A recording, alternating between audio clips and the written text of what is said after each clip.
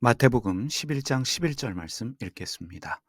진실이 여러분에게 이르거니와 여자에게서 태어난 사람들 중에 요한 세례자보다 더 큰 인물은 나오지 않았습니다. 그러나 하늘나라에서 가장 작은 이라도 그 사람보다 더 큽니다. 사랑하는 여러분, 예수님의 이 말씀은 우리를 당황스럽게 합니다. 세례 요한보다 큰 사람이 없다고 말씀하신 바로 그 입으로 천국에서는 가장 작은 자라도 세례 요한보다 크다고 말씀하십니다. 이건 도대체 무슨 뜻일까요? 세례 요한은 우리가 알고 있듯이 위대한 사람이었습니다. 세례 요한은 예언자들 중에 마지막 인물이며 광야에서 오직 하나님의 말씀만을 붙들고 메시아의 길을 예비한 자입니다.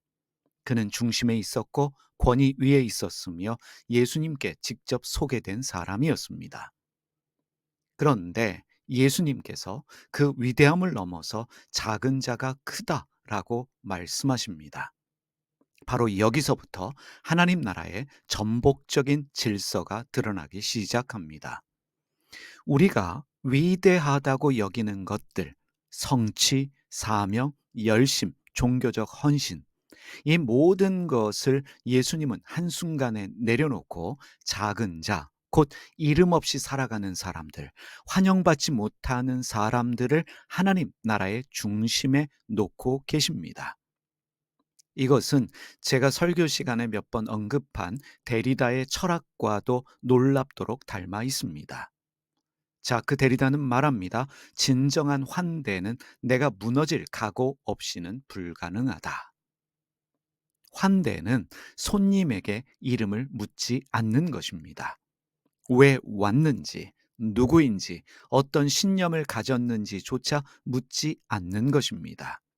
그를 있는 그대로 맞아들이는 것, 심지어 내 규칙을 내려놓고 내 질서를 무너뜨릴 준비가 되어 있어야 비로소 진짜 환대가 시작된다는 말입니다. 그렇다면 하나님의 나라는 어떤 나라입니까? 하나님의 나라는 규칙과 경계로 들어가는 나라가 아니라 환대와 은혜로 들어가는 나라입니다. 하나님 나라에는 세례 요한의 위대함도 놀라운 일이지만 더 큰 것은 이름 없이 숨어 있던 작은 자가 바로 그 중심에 앉아 있는 것입니다. 이때 우리는 레비나스의 철학을 떠올릴 수밖에 없습니다. 레비나스는 말합니다. 윤리는 타자의 얼굴 앞에서 시작된다. 우리에게 물어야 할 질문이 바로 이것입니다. 내가 지금 마주한 사람의 얼굴을 타자로 맞아들이고 있는가라는 것입니다. 그를 나의 규칙으로 판단하지 않고 하나님처럼 그냥 그 자체로 존재하게 두고 있는가라는 사실입니다. 예수님은 그런 방식으로 사셨습니다. 예수님은 죄인을 정죄하지 않으셨고 여인을 신문하지 않으셨고 소외된 자들을 환영하셨습니다. 예수님의 환대는 무조건적이었고 그 사랑은 파괴적일 만큼 열려 있었습니다. 그래서 예수님의 말씀 작은 자가 크다라는 그 말씀은 단지 천국의 서열이 아니라 세상의 위계와 권위를 해체하는 하나님의 선언입니다. 사랑하는 여러분, 우리의 교회는 과연 어떠한가요? 우리의 신앙은 과연 어떠한가요?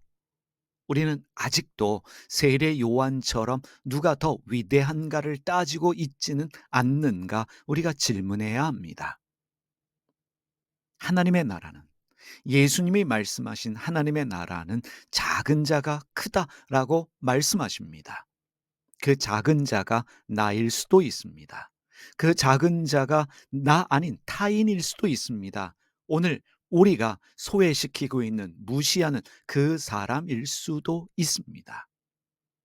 하나님의 나라는 말없는 환대, 무조건적인 사랑, 존재를 품어주는 그 시선으로 이루어지는 곳입니다.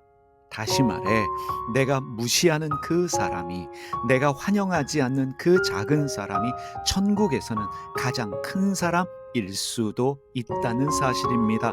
그것을 기억하며 우리는 서로서로를 존중하는 삶을 살아야 하는 것입니다. 기도드리겠습니다.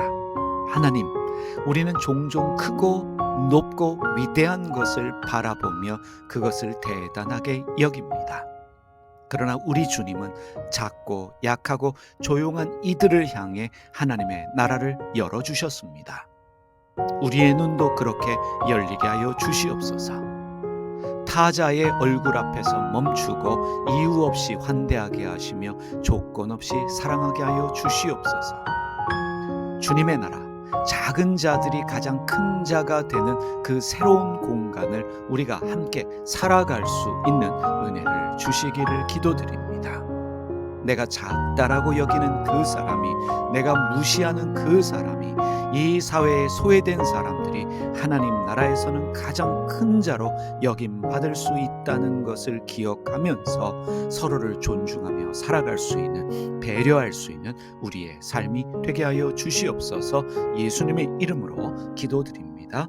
아멘.